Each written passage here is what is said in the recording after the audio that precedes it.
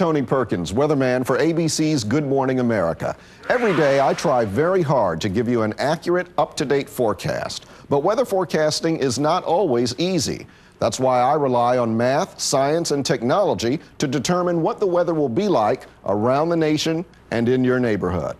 So tune into the NASA Y-Files, learn about meteorology, and watch the Treehouse detectives as they solve the mystery of the case of the phenomenal weather. Here we go.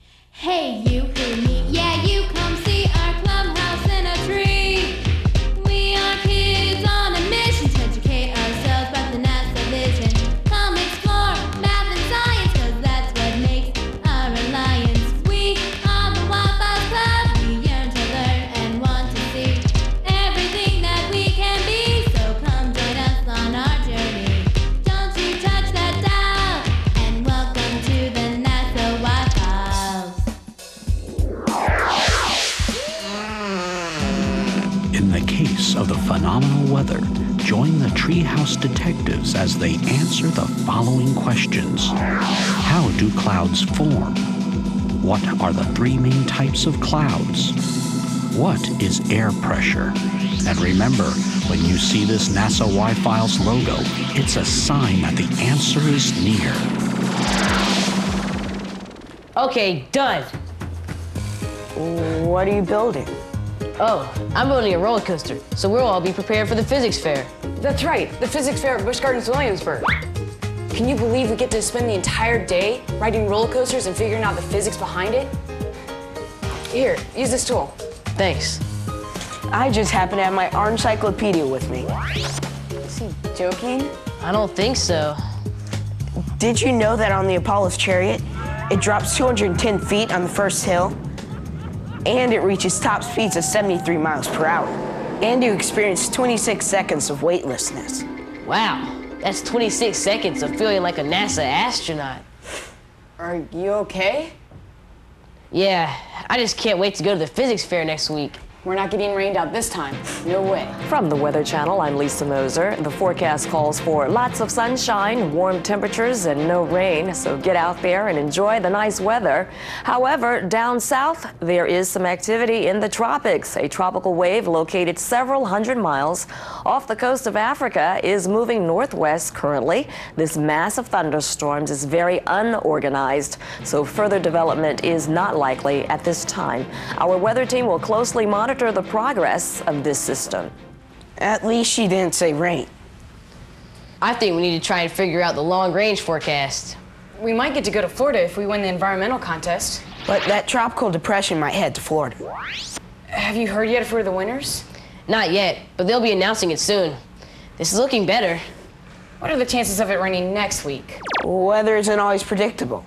There's so many different things that could change a forecast. I think we need to play it safe. Let's organize what we know. Let's go to the problem board. What do we know? We know the problem. A tropical wave is now located hundreds of miles off the coast of Africa. I heard that on a weather report. And we also know that the tropical wave is not a threat to us. I'll look outside. No clouds in the sky. That's a good sign. Sometimes there are a lot of clouds, but it doesn't rain. That's true. I never thought of that. Maybe we need to know more about clouds. I'm looking at the NASA Langley website. There's a program listed called School. My school participates in that program, and it's really cool. We make weather observations and describe the types of clouds. Well, what are we sitting around for? Let's print off a Get Up and Go sheet from the NASA Y-Files website. We're supposed to meet Dr. Lynn Chambers. There she is. Hello, Dr. Chambers. Treehouse detectives? I've been expecting you. Thanks for seeing us. We wanted to learn more about clouds and what they mean. Do you know how a cloud is formed? Not really. I always thought it's when the sun sucks up a lot of water. Then the clouds are formed. Good guess, but maybe I can explain it to you a little better if I make a cloud for you. You can make a cloud? Do we get to go up in an airplane? No, we can do it right here. First, we'll fill this jar with water. We need about 2 centimeters of water. Did you know that 2.5 centimeters is equal to 1 inch? Then we place some ice cubes in this metal tray and place it on top of the jar. The air inside the jar will cool and the water vapor in the air will condense. What does condensed mean? Have you ever been outside on a really cold day? What happens when you breathe? My breath looks like smoke. That's condensation. Your breath contains water vapor just like the air does. Oh, that reminds me, we forgot to add particles. Do you see a cloud yet? I see water drops forming. The water condensation on the jar is not a cloud. We need to add something for the water to condense on. Any ideas? How about some dust from my room? Or how about chalk dust? They might work. We could use a number of things. In the real world, it would be sea salt, dust, volcanic aerosols, or man-made pollution. Since we don't have any of those here, I'm going to use a match. This is the part where you need an adult. So what will happen? Let's give it a try.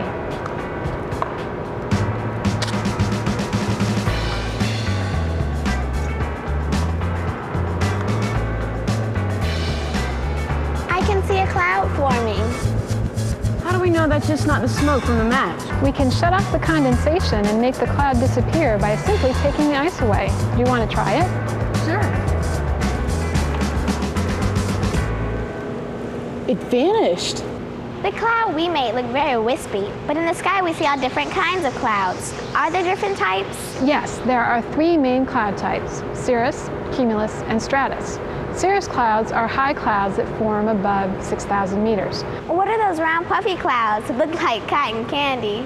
Those are cumulus clouds. They're found at different heights. They're often seen on dry, sunny days. What do you call those low clouds that cover the sky? Those are stratus clouds. Their base is usually found at low levels below 500 meters, and they form a layer or sheet across the sky. Do different types of clouds indicate different types of weather?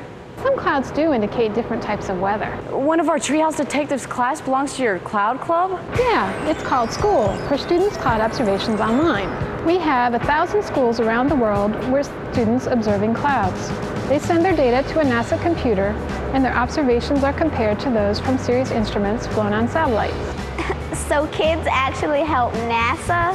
Yes, we use the students' data to help us identify clouds that the satellite has trouble seeing. That is way too cool. Just think, kids are actually helping NASA. Thanks, Dr. Chambers. Wow, we learned a lot from Dr. Chambers. I wrote this from our trip. Don't forget to add water vapor and condensation. I know that's a clue because it's how rain is made. Hi, where's Dr. D? Is he here today? We haven't seen him yet. Hi guys, I'm here. You have that look like you're working on something. We're concerned about missing our physics fair because of the storm. We don't want to miss riding those roller coasters. Can you give us some clues on how to understand the weather? Sure. Something you definitely need to understand is energy. There's an electric motor that provides the energy to raise a roller coaster car to the top of the first hill, and then gravity takes over. What energy source makes the weather happen? Do you mean what makes the winds blow? Or what raises the rain into the clouds, just like the roller coaster was lifted? Exactly. I don't know. I think you do. It's the same energy source that makes the plants grow. Oh, the sun. I knew that. When the sun heats the earth, sun rays become hotter than others. It's this uneven heating that produces the winds. Wind? It can make wind? Air always moves from region of higher pressure to region of lower pressure. Wait, Dr. D, we haven't learned about pressure yet. What's that? I guess I better slow down a little bit. Air is made up of molecules like oxygen and nitrogen. They're constantly in motion, traveling in straight lines until they bounce off of something. So you mean right now we're being bombarded with molecules? That's right. Molecules bounce off of something and they apply a force to that object. This force creates what we call air pressure. Let me show you an example. These hemispheres have molecules bouncing off the outside. I've taken most of the air out of the middle, so there are very few molecules on the inside pushing out. Here, try to pull it apart. Wow, this is really hard. That force you talked about is very real. Now, if I let the air back into the middle, we'll have molecules both pushing out and pushing in. The pressure on the outside the same as the pressure on the inside. It shouldn't be a problem. It's much easier now. Let's try something else. Put on your goggles and safety glasses. I'm gonna heat the air inside this can. There's a little bit of water in it. Then I turn the can upside down into the pan of water, and the pressure in the can is gonna drop very, very quickly, and the higher pressure air on the outside is gonna crush the can. Watch this. That's amazing. Now, when I blow up this balloon, I'll be increasing the density of the air inside. That means the molecules will be more tightly packed. This makes the pressure on the inside greater than the pressure on the outside.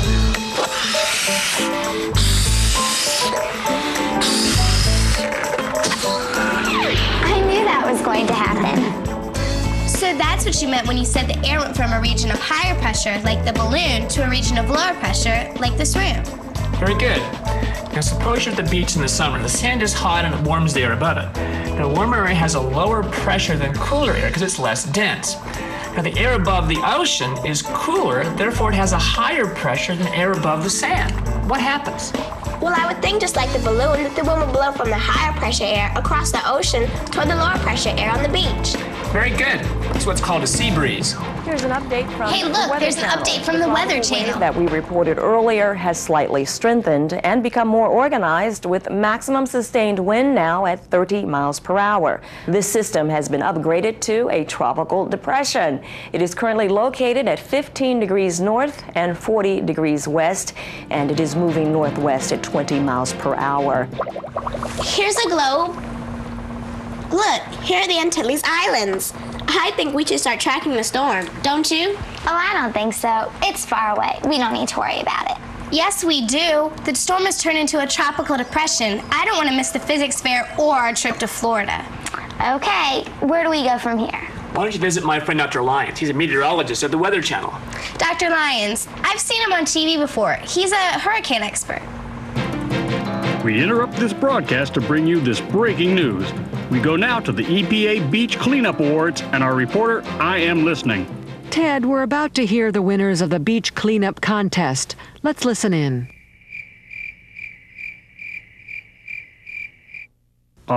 We'll be back with the announcement right after this.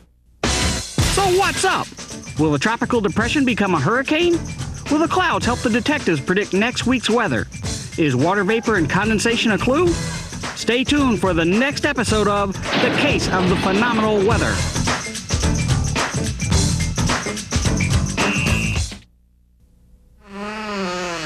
It's getting stormy in the treehouse. Stick around and help the treehouse detectives answer the following questions. Where is the eye of the hurricane located? What is the Coriolis effect? How does LIDAR tell the amount of water vapor in the air?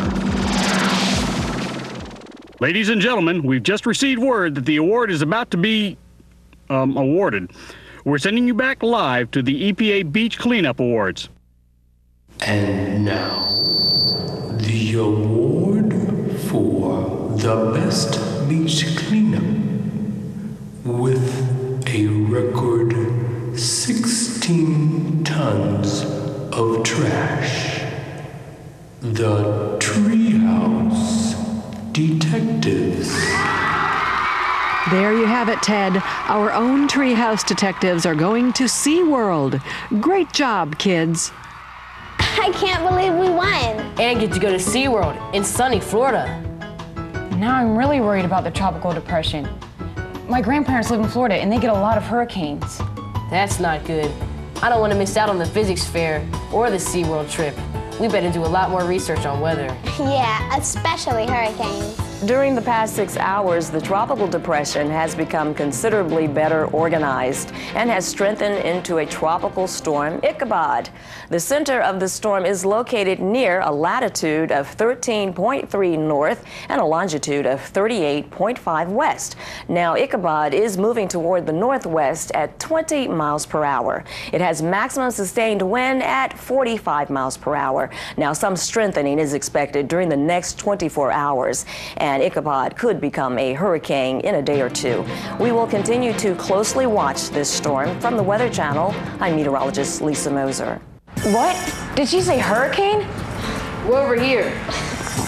We had better start plotting the track of tropical storm Ichabod. This is getting serious. Let's look at the map.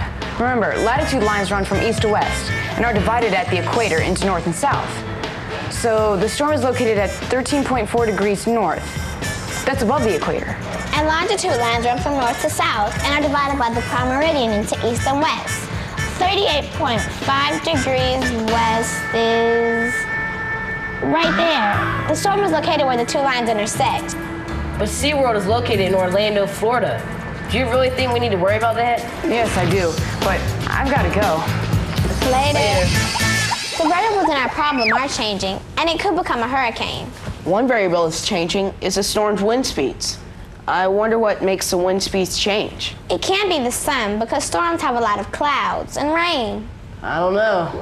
Remember what Dr. D said about air pressure and how wind is created? I think we need to learn more about hurricanes. We saw in the weather update that the storm in the Atlantic Ocean is now a tropical depression. We're afraid that it's going to affect our trip to Tampa. So we need to know, how does a storm grow and become a hurricane? First, you need to know a little bit about pressure systems and how they form on Earth. We learned about air pressure from Dr. D. Is this the same thing? There are two types of air pressure systems, high and low. The uneven distribution of the Earth's surface causes them to form. So you mean that's why it's hotter at the equator than at the North and South poles? Exactly. And we also have local temperature variations depending on the land surface type. And these local temperature variations cause air to rise in some areas and to sink in other areas. This rising and sinking motion causes high and low pressure areas in the atmosphere. What do high and low pressure systems have to do with the tropical storm? We have regions in the tropics that are warmer and cooler than other regions. Low pressure forms in the warm regions, and once they form, they move from east to west. I remember we learned in the case of the mysterious red light that winds in the tropics are called trade winds. These winds move from the east to the west. Is that why they move in a westerly direction? Yes, and as low pressure areas move over the warm tropical oceans, they gather heat and moisture from the ocean and cause thunderstorms. The rain in the thunderstorms warms the atmospheric air column. That causes the surface pressure to lower, thus strengthening the low pressure area. So as the warm air rises, the pressure in the system gets cooler. Something like that. The middle and upper atmospheric winds take away air from the low pressure areas and deposit them in the high pressure areas. And we end up with very small but intense low pressure areas and very weak but large high pressure areas. And what's the third way? That happens when a hurricane forms an eye. An eye? I know he doesn't mean a real eye. No, it's the center of the hurricane where there is no cloud. Air is sinking near the center of the hurricane, and as it sinks, it warms up dramatically. That warming causes the hurricane to intensify rather dramatically. Dr. D told us that wind is formed when air moves from an area of high pressure to an area of low pressure. Do the winds of a hurricane increase as the pressure drops? Yes, and the winds typically increase as you move toward the eye or the center of the hurricane. In strong hurricanes, the winds can vary rather dramatically, from about 20 miles per hour on the outskirts of the hurricane to more than 150 miles per hour near the center in the eye wall of a hurricane. Is the wind the fastest in the eye? Actually, that's a common misconception. It isn't. The winds are strongest just outside the eye and decrease rather dramatically toward the circulation center, where they're oftentimes light and variable. Sounds like a place to be in a hurricane. Is there a particular time of year hurricanes are more likely to form? That's a great question. And in the northern hemisphere, it's June through November, when the sea surface temperatures are warmest and the land areas are hottest. It's ideal for hurricane formation. You've given us a lot to think about. You're welcome. I'm glad I could help. Be sure to watch the Weather Channel for all the tropical storm and hurricane advisories and updates. You also might want to visit the NASA Y-Files website's research rack and check out the link to the Weather Channel. We will. Thanks. Goodbye. Dr. D said he was going to meet us here at Mosey.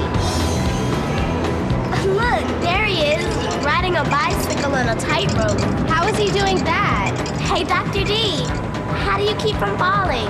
The laws of physics make it impossible for me to fall. The huge counterweight below makes all the difference. Are you sure you can trust those laws all the time?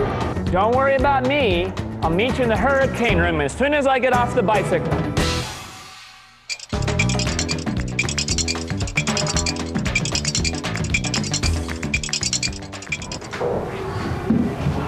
I've never been in a hurricane before. Are you sure this is safe? Of course it's safe. In here we'll feel one of the most tremendous forces of nature. It will only be a minimal hurricane, but at 74 miles per hour, it'll still be quite an experience. Here we go.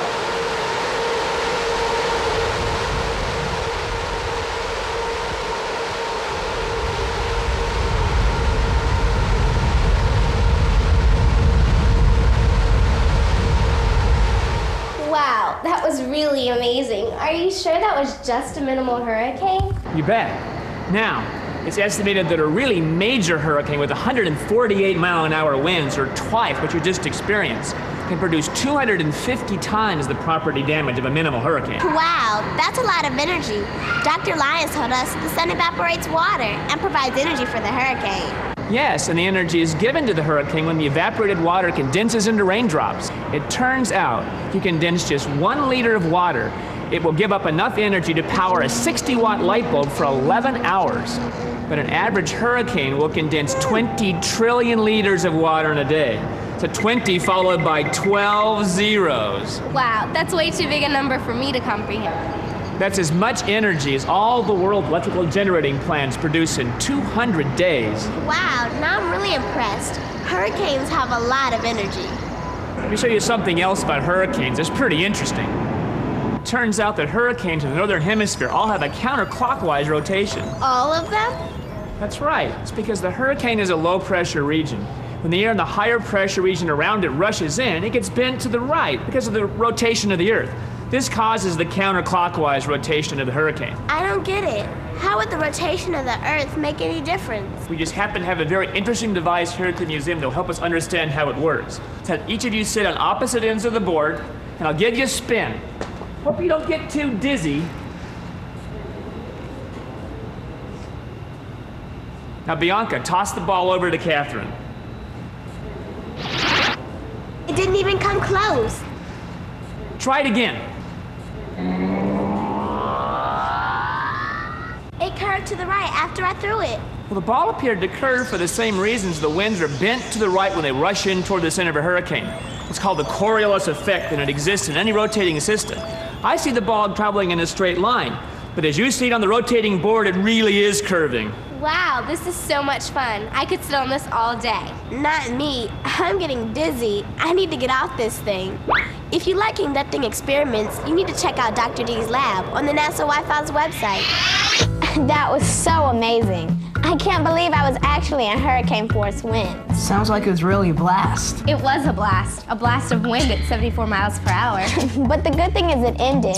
I would never want to be in a real hurricane. Me either. I'm Lisa Moser from the Weather Channel with an important update on Ichabod.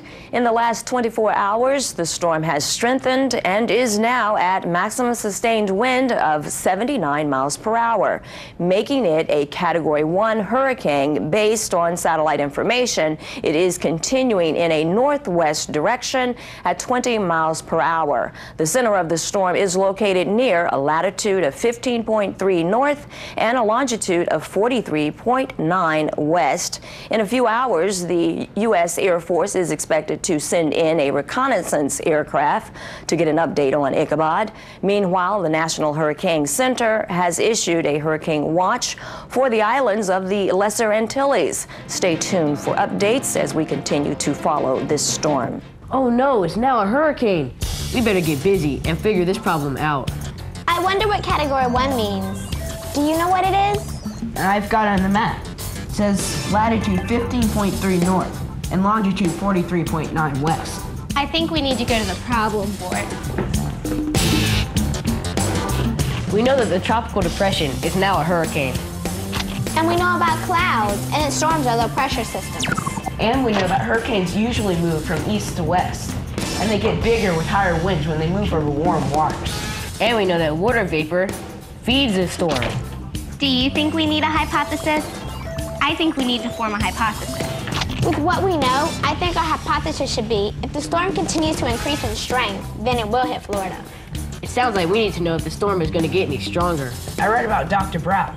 He's with NASA Langley Research Center. He uses a LIDAR to find how much water vapor is in a hurricane. That's a good idea, since we know that water vapor feeds a storm. Wait, I found hurricane hunters on the internet. They actually go into the hurricane to gather data. Looks like we found our next 2 places to go. Let's break into small groups and do some investigating. Don't forget your get up and go sheet. We can write down everything and then share it. Hello, Dr. Brow. Oh, hello. You must be one of the Treehouse detectives. I just spoke with Dr. D on the phone, and he said you were coming over. We're trying to figure out how scientists can predict if a tropical storm will get bigger or smaller. I definitely can help you with that. We learned about LIDAR before, but we could use a review. Can you help us? Certainly. LIDAR is an acronym that stands for Light Detection and Ranging. It's a pulsating instrument that is used to probe the atmosphere. Let's take a look now at how laser light scatters in the atmosphere. You've seen a laser pointer before. If you would pass the beam from the pointer through this plume from the vaporizer, you'll see the scattering from the small particles, just like a LIDAR sees in the atmosphere. Wow, this is neat. And if you would imagine using a pulsed laser, we could see where the scattering is and how much is there, much like a laser radar. But how do you measure water vapor with a LIDAR? Well, come on, let me show you. Take a look at these two laser beams. Now you can slide the container of colored water into the two beams and see what happens. The green laser light almost disappears. Exactly. And by comparing the intensity and how much changes in the green light, we can calculate how much dye is in the cell. So you mean you can detect the amount of water vapor by comparing how two laser lights change when water vapor is present? Exactly. Let's go see a LIDAR that's flown around a hurricane. This LIDAR system is called LASE. LASE stands for LIDAR Atmospheric Sensing Experiment, and it was designed to go onto a very high altitude airplane. When LASE is flown on an airplane around a hurricane, we can make measurements of how much water vapor is flowing into the hurricane. We learned that water vapor feeds the storm. You're right. Water vapor is the primary energy source that drives the hurricane. Why would NASA want to fly around hurricanes? The information we gather with our experiments should help us to better predict hurricane behavior. And we hope to develop very small LIDAR systems that can go on unmanned aerial vehicles, or UAVs, which are small model aircraft. Why would you want to put LIDAR on such small planes? Well, a UAV can fly around a hurricane for several days and get the information we need to help better predict what the hurricane will do. In the future, we hope to develop a LIDAR system to go into space to do the same thing. Wow, that would be really awesome. Thanks, Dr. Brow. You've been a big help. This is a plane that hurricane hunters use to chase storms. Let's check it out. Hi, you must be one of the Treehouse detectives. Yes, I'm RJ. Hey, we're going on a mission right now. You want to go? You bet. All right, I'll get you in a flight suit and I'll let you talk to our pilot, Captain Ford. Let's go. Hello, RJ. How's our newest hurricane hunter today? I'm fine, but why you guys call it the hurricane hunters? Our mission is weather reconnaissance, but our most famous type of mission is to fly into hurricanes. Why do you need to fly into a hurricane? We fly into hurricanes to gather data which will help determine the location and intensity of the hurricane. If the storm is well developed, we can locate the center and the rain bands using satellites. If the hurricane is less developed, then it's harder to locate the center of the storm and it becomes more of a hunt. Are we gonna fly through a hurricane? Not this time, but you better get strapped in. We're almost ready to go. Captain Gibson, what's your job on this mission? I'm a meteorologist, or what they would call an aerial reconnaissance weather officer. What we do is collect all the data about the storm, such as where it's located, how strong it is. We take all the information, and we send it via satellite to the National Hurricane Center, where they can start working on their forecasts. How does the data you collect help meteorologists? The National Hurricane Center sends us out to gather all the data. You see, RJ, when we fly into a storm system, not only do we have weather sensors dotting the aircraft all the way around, we also release sensors called drop sonics. What's happening? It looks like we found our tropical disturbance. Not quite a tropical storm yet, but we'll have to keep our eye on it so it doesn't increase in intensity and perhaps become a hurricane a little later on this week. That's so cool. What other types of storms are there? RJ, there are four main types of storms. First, you start out with a tropical wave. That's just an area of low pressure, which typically just causes a lot of rainfall and doesn't have high wind speeds. But as the storm intensifies, it becomes a tropical depression. Those have wind speeds up to 38 miles per hour. It doesn't quite have a closed circulation of winds. Once it reaches 39 miles per hour, all the way up to 73 miles per hour, it becomes a tropical storm. It does have a closed circulation of air. When does a tropical storm become a hurricane? A hurricane begins when the winds reach 74 miles per hour. There's 5 different categories of hurricanes. Category 1 starts at 74 and goes up to 95 miles per hour. Then you have Category 2. That goes from 96 miles per hour to 110 miles per hour. Then Category 3, 111 to 130 miles per hour. Wow, that's a powerful storm. Have you had very many Category 3 hurricanes? Yes, we've had several that reached Category 4 hurricanes. That's when the winds get to around 131 to 155 miles per hour. Has there ever been a Category 5 hurricane? Yes, but only 2 have ever made landfall in the last century. It requires the winds to be above 155 miles per hour, and the conditions have to be just right for that to happen. Well, I'm glad there aren't very many Category 5 hurricanes. Me too. Do you guys have a bathroom on the plane?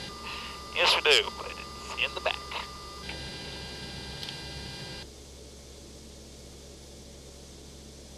RJ, did you find it yet? I think I'll wait. Thanks a lot. This was awesome. Anything for the Treehouse detectives. Wow. I actually flew with the Air Force Reserve Hurricane Hunters. Wait till the guys read my get up and go sheet on this one. So what's up? Will Hurricane Ichabod continue to receive water vapor? Will it become a Category 2 hurricane? How will its strengthening affect the people living along the coast? Don't miss the next chapter of The Case of the Phenomenal Weather.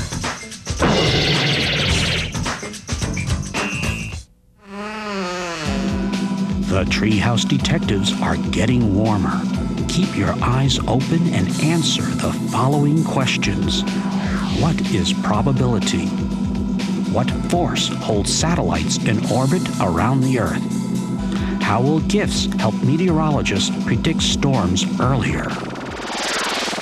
The center of the storm is located near a latitude of 18 north and a longitude of 53 west. It now has maximum sustained wind at 108 miles per hour. Ichabod is now a strong Category 2 hurricane. The National Hurricane Center has issued a hurricane warning now for the northernmost islands of the Lesser Antilles and the Virgin Islands, and a hurricane watch for the islands of the Bahamas. Wow, the hurricane is moving closer to Florida. I think our hypothesis is correct. It's getting stronger and closer. Look, I just put the coordinates on the map. Guys, the hurricane is still a long way away. I don't think we should jump to any conclusions. And we learned from the hurricane hunters that a Category 2 storm can do some major damage. I wonder if anyone in the NASA Wi-Fi's Kids Club has experienced a hurricane. I don't know, but I think it would be good if we could speak to someone who has. I already asked some of our club members. In this hurricane book, it says that wind isn't the only thing that causes damage during a hurricane. The storm surge and rain can also cause flooding. Storm surge? What's that? When the wind pushes seawater towards the shore, the water piles up, creating a wall of water that can be up to 24 feet high. It also says that tornadoes can even occur during a hurricane. Tornadoes? Like in The Wizard of Oz? We're not in Kansas. And I'm not Dorothy. You don't have to be in Kansas to have tornadoes, even though Kansas is in Tornado Alley. Hey, look, guys, I'm getting an email back from Jonathan Juarez in Miami. His home was destroyed by Hurricane Andrew. I'm sure he has a lot of information. Let's contact him. Hi, my name is Jonathan Juarez, and I'm here with my cousin Jimena Valdez, and we are both Hurricane Andrew survivors. Hi, Jonathan. Will you tell us what it was like to go through Hurricane Andrew? Yes, I was 5 years old at the time. I was getting ready for my first day of kindergarten when Hurricane Andrew hit my neighborhood outside of Miami. I can't believe you survived a hurricane. Did you hide in your house or run? Well, our family stayed inside the bathroom since it was the only room in the house without any windows. It seemed like a good idea, but we didn't take any shoes with us. So after the storm, we went over to Jonathan's house barefoot because all our shoes had been blown away during the hurricane. I don't remember that much about what happened during the storm because it's pretty amazing, but I fell asleep for most of the storm, and when I woke up, it was over. You fell asleep? Yeah, but when I woke up, I noticed that the whole top floor of my house was ripped off. Do you still live in the same neighborhood? No, but the neighborhood looks pretty normal now. It doesn't look anything like it did 10 years ago, and there's no way to describe the damage. My advice would be to stay in the safest place of your house, preferably away from windows, and to put up plywood shutters if you don't have the steel ones. Also, remember to bring a change of clothes and an extra pair of shoes. Wow, you would never think a hurricane could destroy your entire house. Yeah, your house and everything in it. That'd be just my luck to go to Florida and get stuck in a hurricane. I just finished entering our notes that we took at Mosey from our problem log. You can download your own problem log from the NASA Wi-Fi's website. We have a lot of new information. I think we need to go to the problem board. We know the tropical depression is now a hurricane. We know that hurricanes generally move from the east to the west. And we know that water vapor is the primary source of energy that drives a hurricane. What we need to know is more about the probability that the hurricane will actually hit Florida. Where should we go? Let's go talk to Dr. D. I'm sure he can help us out. Hi, Dr. D. What are you doing? Working on a tornado box. Work on hurricanes inspired me to start this project.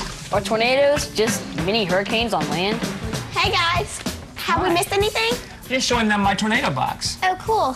Tornadoes and hurricanes are different from each other, but it turns out they're very similar in that they're both low-pressure regions, and they have counterclockwise wind patterns. They also both have tremendous energy. I'm concerned if the hurricane is going to ruin all our fun. How can we predict where it will hit land? You've asked one of the biggest questions a meteorologist asked. To find an answer to this question, they ask such questions as, where has the hurricane been? Are there high and low pressure systems that affect the hurricane? And what are the speed and directions of the steering winds? Steering winds? Yes, those are the winds that push the hurricane along. That's a lot of variables. Remember, with the scientific process, we have to keep track of all the variables. We're pretty good at making predictions. Well, let's see. We have a number of objects. I want you to pick them up one at a time and see if you can tell which ones will float. That's easy. I think this apple will definitely float. I played bobbing for apples before, and I remember seeing the apples float in the bucket. Yep, I was right. You used your previous experience to make a prediction. Hurricane forecasters also rely upon their previous experiences. They look upon what previous hurricanes did in similar situations. Okay, let's try this golf ball. I think it will float. Oops, it sank. Well, try this bowling ball. I think you made this one too easy. It will definitely sink because it's too heavy. All right, let's see. Wow, 2 in a row wrong. I guess you can't tell just if something will sink or float. What are some other ways we can tell if something will sink or float? You know both the mass and the volume of each object. If the mass of the object expressed in grams is greater than the volume expressed in milliliters, it will sink because it's denser than water. The problem with hurricanes is there are so many variables. It's a very complex problem. And even if we knew all the variables precisely, we're not quite sure how they all fit together. So what do they do? Instead of being able to make an exact prediction, all weather forecasters can do is to talk about probabilities. We need to learn more about probabilities. Let's look at an example. When we flip this coin, will it come up heads or tails? We don't know. That's right, because it's a random event. But what's the likelihood that it'll come up heads? I guess it'll come up heads about half the time. That's right. And probability says it'll come up heads about 50% of the time. Let's try it. I get heads, tails, tails, and another tails. Wait, it didn't come up heads half the time. Well, that's all right, because probability says we do a lot of trials that'll average out to be 50%. Let's keep trying. Got a heads, another heads, a tails, and a heads. Yes, it's looking better. I think I remember the weatherman saying last week that there was a 60% probability of rain. Does that mean it's going to rain 60% of the day? No, I think that means that if there are 10 similar days, then it would rain on 6 of them. I think you're catching on. Hurricane forecasters will give the most probable landfall time and location. They also try to predict the strength of the hurricane. The more confident they are, the higher the percentage of the probability. But can't some of the variables change after they make a prediction? You bet, that's the problem. For example, if a hurricane steering winds slow down and the hurricane stalls over very warm water, it might not only change the landfall time, but it might also allow the hurricane to gain in strength.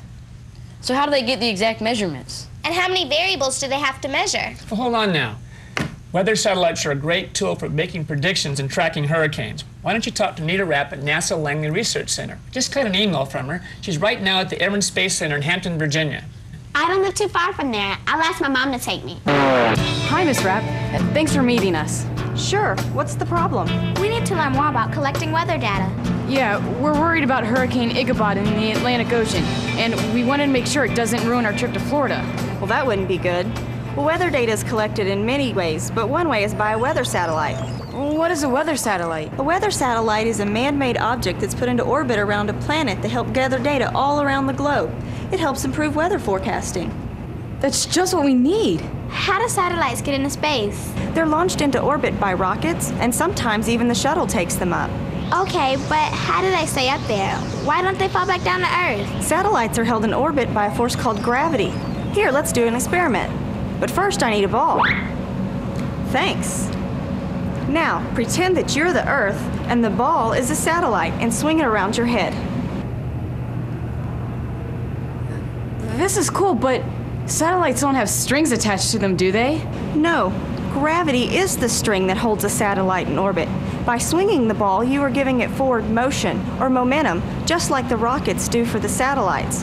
If the string weren't attached to it, it would fly off in one direction. Oh, I get it. So if we didn't have gravity, the satellites would fly off into space. Very good. And when the momentum and the gravity are equal, the satellite stays in its orbit. I saw on the NASA Langley website that they use geostationary satellites. But what does geostationary mean? Well, if you break the word apart, you have geo, which means Earth, and stationary, which means fixed at a point. So a geostationary satellite orbits at a speed that matches the speed of the Earth's rotation, so it always stays over the same latitude and longitude. Are there other kinds of satellites? Yes, there are several types of weather satellites, but the most common besides geostationary are the polar orbiting satellites. These constantly circle the Earth in an almost north-south orbit. Why are polar orbiting satellites important? Because they cover the entire globe, unlike geostationary satellites that only see the same portion of the globe all the time. How many weather satellites are there?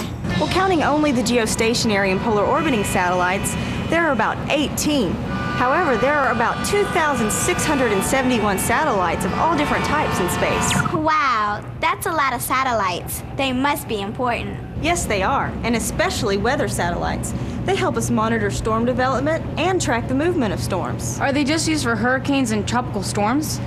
No, they're also used to help our local meteorologists forecast our weather.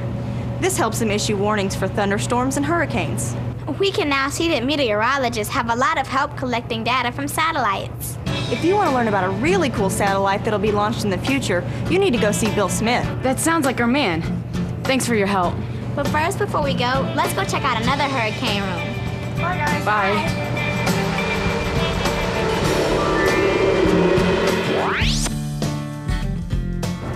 Hi, Dr. Smith. I'm Kaylee, one of the Treehouse detectives. We've heard that you've developed a new satellite that will be able to predict weather more accurately. That's right. It's called the GIFS. Gifts? You mean like presents? No, GIFS is an acronym that stands for Geostationary Imaging Fourier Transform Spectrometer. Or more simply, GIFS is a digital camera placed on a satellite high above the Earth. Why is it important that the satellite remain in place? Oh, because if the camera is in a geostationary position, we can make 3D movies of the atmosphere. Do you need to wear 3D glasses to see them? No, it's not that kind of a movie. Why is the 3D important? Most geostationary satellites provide two-dimensional movies, but the GIFS adds a third dimension, altitude. So with the GIFS, we can tell the height of the storm as well as its geographical location. The three-dimensional data from GIFS, such as temperature, water vapor, and winds, will be fed into computer models, and this will greatly improve forecasts of weather, climate, and air pollution. Will GIFS help meteorologists predict storms even sooner? Yes. GIFS, unlike any other satellite camera, can observe the upward spiraling motion of air molecules and alert meteorologists that storms will form long before they're observed on radar or in other satellite pictures. So we would know not to go to Florida way before the storm even gets there. How will GIFS predict the path of a hurricane? GIFS senses the motion of air molecules and clouds at different altitudes in the atmosphere. It provides a measure of the atmospheric winds that steer the storm's movement. In other words, the winds tell us where the storm will go. Given the speed and the velocity of the wind, we can predict the future position of a hurricane. We talked to a family in Miami whose house was destroyed by Hurricane Andrew. I wonder if GIFS would have helped them. Most definitely. The earlier we can warn people, the more time they have to prepare for the storm. This will result in less property damage and fewer deaths. It can even help save millions of dollars. Wow, how can it do that? Well, for each mile of coastline that is warned of a hurricane coming ashore, $1 million is spent in preparing for the hurricane's landfall. So if you knew exactly where the hurricane was going to hit, fewer people would have to spend money preparing for it. Right. The average error of predicting where landfall will occur 24 hours in advance is 125 miles. So if we were able to reduce that error by, say, a small 10%, well, how many miles would that be? Well, 10% of 125 is 12.5 miles. So that would be $12.5 million. That's correct.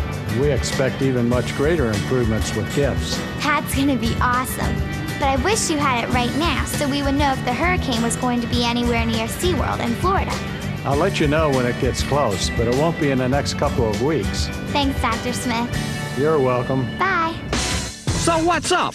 Will satellites help the Treehouse detectives predict where the storm is heading? Do you think there's a strong probability that the storm will hit Florida? Should the area be evacuated? We'll be back for the conclusion of The Case of the Phenomenal Weather.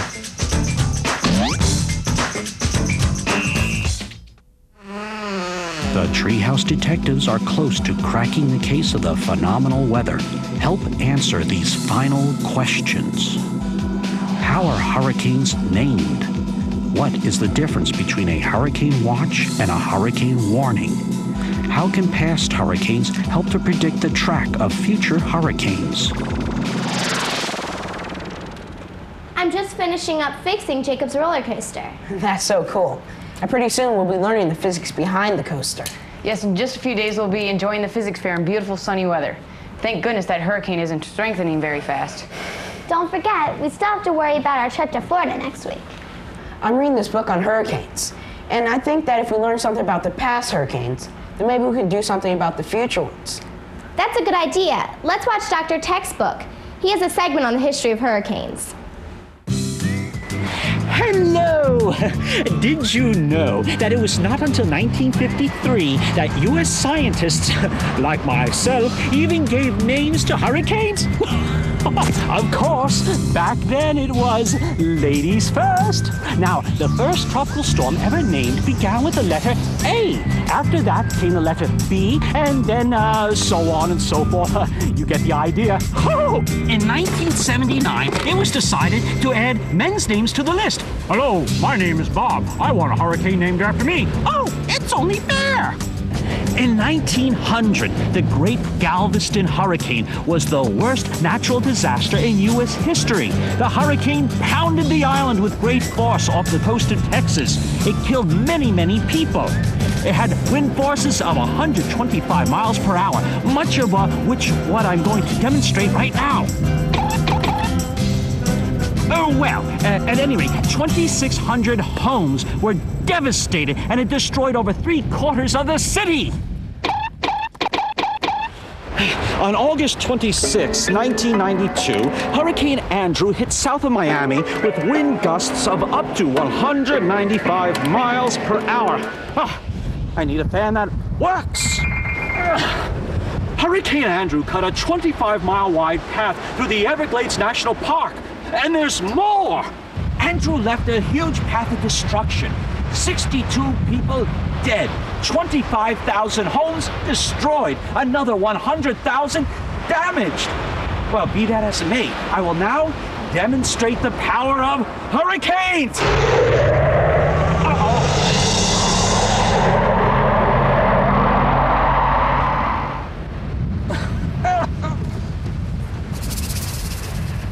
What a very good idea! This has been the History of Hurricanes with Dr. Textbook. Scary. See you, Dr. Textbook. I'm glad we have lots of satellites. Isn't technology a wonderful thing? But those are the hurricanes from the past. We still need to figure out how to predict the probability of the hurricane that's coming to Florida. Some of the Wi-Fi's club members in Vero Beach, Florida are playing the game right now. Let's dial them up and ask them about it.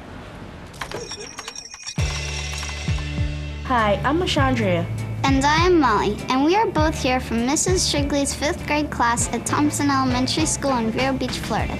The hurricane game gives our class the experience of tracking a hurricane and predicting its possible landfall. How do you track hurricanes in your game? We use a tracking chart that has lines of longitude and latitude labeled on it. Throughout the game, we are given coordinates of where the eye of the storm is located at different times. What do you mean by landfall? Landfall is where a hurricane is expected to strike land. In the game, we issue watches and warnings to land areas that are in the path of the hurricane, just like we're meteorologists. What is the difference between a watch and a warning? A hurricane watch means that hurricane conditions are possible within 36 hours. A hurricane warning means that hurricane conditions are expected within 24 hours. Well, we learned about that, but what are some of the forces that affect a hurricane's path? The hurricane in our game is heading right for Cuba. We have a hurricane watch to issue right away, but to answer your question, there are some people at NOAA who could definitely help you. Thank you so much for your very valuable help.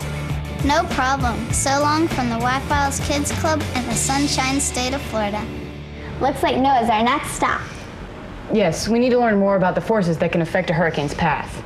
I'll contact them and see if they can help us out. Don't forget your Get Up and Go sheets. Hi, I'm Kaylee, and my friends and I are concerned about the hurricane in the Atlantic Ocean. We have a trip planned to SeaWorld that we don't want to miss. So we need to learn more about how to predict when a hurricane will strike land. Well, you've come to the right place. The National Oceanic and Atmospheric Administration began in 1970 to help track and predict weather and weather patterns. We learned that to make a prediction, you sometimes use information you already have. Do you ever use the tracks of past storms? Yes, in short terms, such as days or hours, a storm's track may be influenced by a preceding one. A hurricane churns the ocean as it moves over the ocean's surface, bringing cold water from the bottom to the top. Oh, I get it. We learned that a storm needs warm water for energy. So if the water on the surface is cold, the storm won't be able to grow as big. That's correct. You've definitely done your research. We use computers to show us the track of hurricanes have taken in the past as a guide to show us where the current storm may go. Historical records of hurricanes go back to about 1492, the time of Christopher Columbus. In analyzing the data, scientists have found that every 10 to 30 years, hurricanes appear to come in different numbers.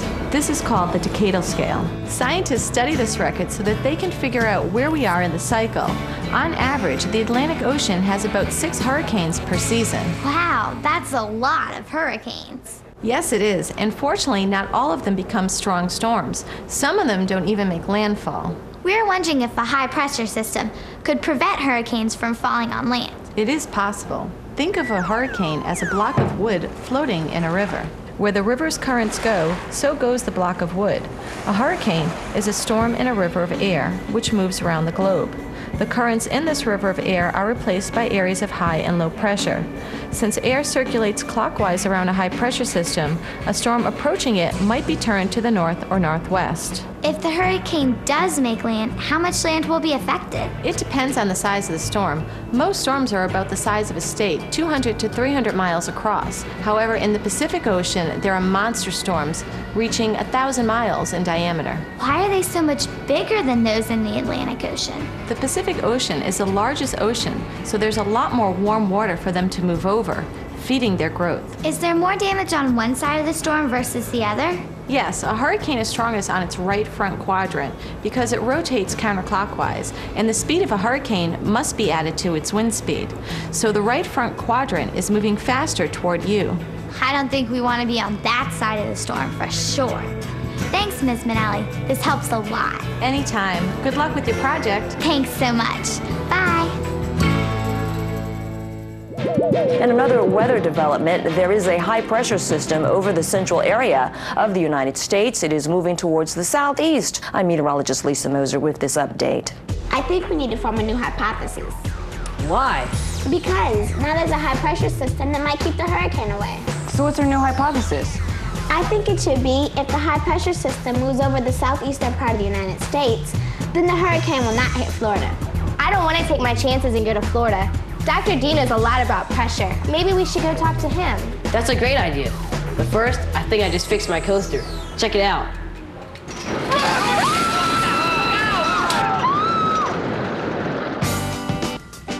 Hi, Dr. D. Hey. Hi, guys.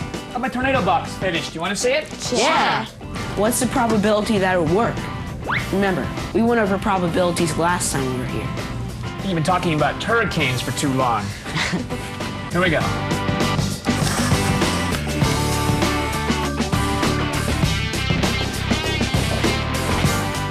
That is really interesting. How does it work? In this case, it doesn't spin because of the Coriolis effect. The fan pushes the air out the top, and then air going through the slots on the sides is formed into a vortex with a counterclockwise rotation. So what's happened? We think it's going to be okay to make our trip to Florida. How do you know? Well, let's start with clouds. We learned that clouds form as warm, moist air rises and cools. This cool air condenses to form clouds. It's this condensation that gives energy to hurricanes. You know why the air cools when it rises? No, I hadn't thought about it. Moist air rises to a higher elevation with less pressure, it expands. Expansion is a cooling process. Let me show you. Blow in your hand like this. It's pretty warm. Now blow with your lips like this so the air has to expand. Neat. It's much cooler. Isn't science wonderful? I'm sorry I interrupted you. Keep going. We've been watching the hurricanes very carefully and plotting its location on the hurricane tracking chart.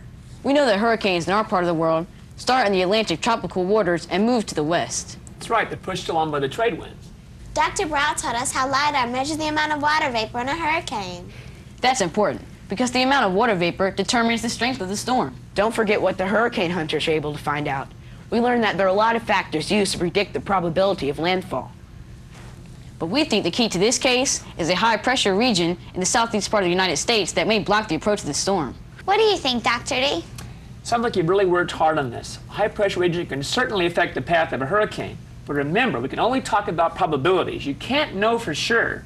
Wait, here comes a Weather Channel report. Hurricane Ichabod has been quite active the last 12 hours. The eye of the storm was tracking northwestward, but if you recall, a high-pressure system building in the southeast is becoming stronger and moving towards the hurricane's path. Now, when these two systems collide, the ridge of the high pressure is causing the storm to curve its track into a northeasterly direction. Therefore, the hurricane watch has been discontinued over Florida. The news channel just confirmed our hypothesis. We think there's a high probability that the high-pressure system will keep the storm off the shore. So we've decided to go to Florida. Well, I certainly hope that you're right. I was going to a conference in Florida. I decided to stay here instead. You may be missing some nice weather. Well, I don't think I want to take any chances. Okay, Dr. D. You may be sorry. Yeah! This is awesome. We're so lucky to have such great weather. Too bad Dr. D didn't go to his conference. Sunny skies, no rain, and the temperatures are just right. Oh, I should have taken my chances and gone to Florida. Okay, I mean, was he good on that? Look forward to even more exciting mysteries next season when the NASA Y-Files becomes the NASA Sci-Files. In the hurricane? I mean, I think he feels like it because he's soaking wet. I'm getting a little wetter here. Well, I mean, it's a storm. I mean, people don't go out in storms dry. I mean, this is realism here. What's that? No. The NASA Y-Files is made possible through the generous support of Busch Gardens, SeaWorld, and NASA Langley Research Center's Aerospace Vehicle Systems Technology Office.